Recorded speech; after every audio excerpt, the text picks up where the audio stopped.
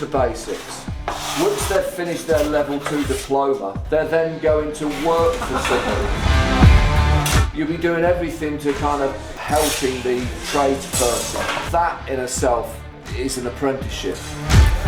If you were to choose to come and study at Bournemouth and Poole College in our Brickwork department, we would teach you all about the range of tools you'd need to build brickwork with, and we would teach you how to build in block work. Bricklaying's in the construction, which is a shortage skill. There's lots of changes over the last few years towards sustainability. We were able to match those new industry standards to our teaching. We've got all the latest tools that you need from world-class manufacturers, and we always get the best supplies, good quality equipment for you to learn your trade in.